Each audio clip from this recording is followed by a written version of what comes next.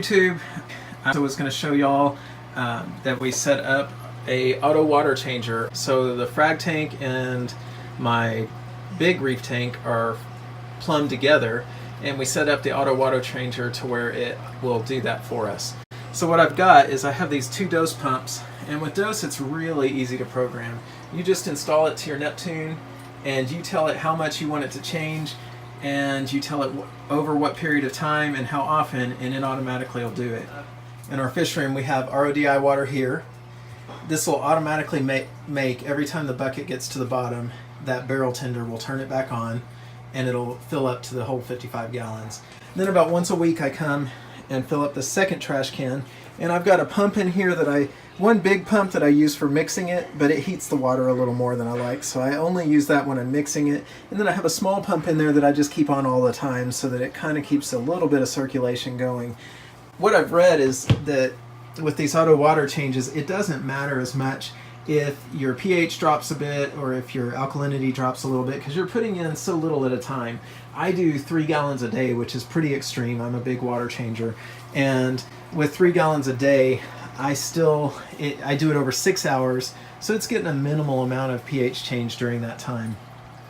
It's kind of loud. That's the only negative to this thing, is it turns off and on for these 6 hours, and you have to listen to that for a bit. But this is often a fish room that I've insulated really, really well, so when the doors are shut, we don't notice it too much.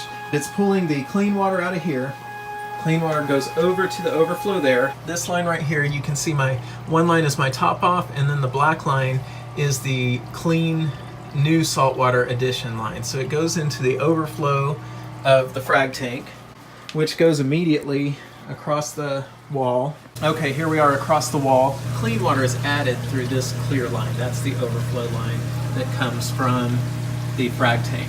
And eventually I'm going to put that line with these two. I've got a three outlet port that can go in there, but I just haven't switched it over yet. And you can see through that hole right there, that's where that black line is that pulls the old salt water out of the aquarium. So that one removes it from the sump, the dirty water, and then the dirty water flows through this little tube here, and I have it going through the wall there, which is the same place that my waistline for my RODI water goes, and I'll show you where I have that. Here we are on the other side of that closet, and what I have is these lines just come to our water heater. So here's the water heater. You can see I put a Y valve on the cold water line on the water heater, and that's what feeds my RODI unit. And then the waste lines both go down here, and there's a drain in the floor that's made for the overflow line of the hot water heater. If it were to ever have an overflow, that's where it goes to. Well, that drain line works perfect for the waste line for my auto water changes and for my RODI unit.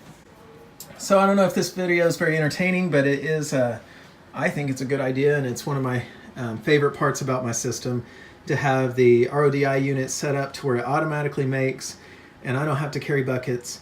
And then the auto water change, where it's so easy to make water and then have it continually changing it every day for me. And then about once a month I go and I siphon the sand out. Some people believe that if you stir it up you get rid of a lot of the good bacteria. I don't have any nitrates, I don't have any phosphates, and I siphon my sand bed, keep it really, really clean, and I still don't have any problems with that, so I don't see why not siphon it.